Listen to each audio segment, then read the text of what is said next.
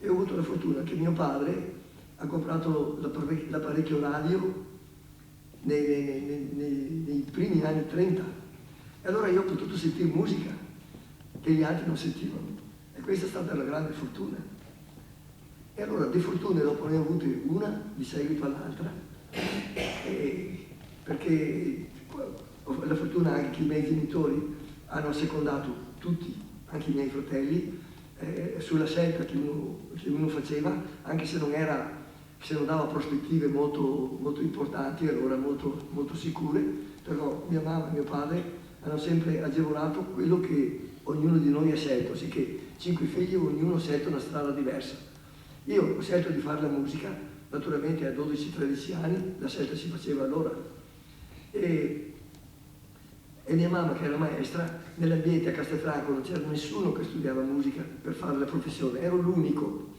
E le colleghe di mia mamma, che non erano proprio delle sprovvedute, e dicevano, ma siete pazzi a far studiare musica a vostro figlio? Dovrà in giro a suonare per le osterie e dare carità col piattino. E allora io, quando mi ha fatto presente questa storia, dico, vabbè, ma a me piace così, andrò col piattino per le osterie. E sono stato secondato.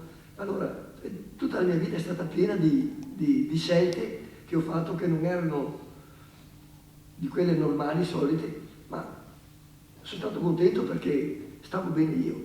L'importante è di stare bene, non per correre dietro ai soldi, che dopo arrivano anche quelli magari, ma tutta una serie di anche cose. perché, come ricorderebbe Battiato, era lei che andava a battere a cassa dove andavate a suonare a Milano, perché Battiato faceva lo smemorato, no? E non aveva il coraggio di andare, invece lei era più nordestino e contabile, oltre che essere spirituale, e andava a battere cassa perché li imbrogliava, non sbaglio. Sì, io ero abituato a misurare, anche quando ci siamo sposati, anche se lo stipendio era buono perché ero già nell'orchestra della RAI, però facevamo le buste con dentro i soldi, tanto dell'affitto che era metà dello stipendio, tanto per la luce, tanto per il gas, e dopo tanto per la mensa, e dopo varie, allora con le varie potevamo comprare un'altra sedia, soprattutto i piatti e costruire la nostra casa un po' alla volta. Quando vado a casa penso quante me ne tirate.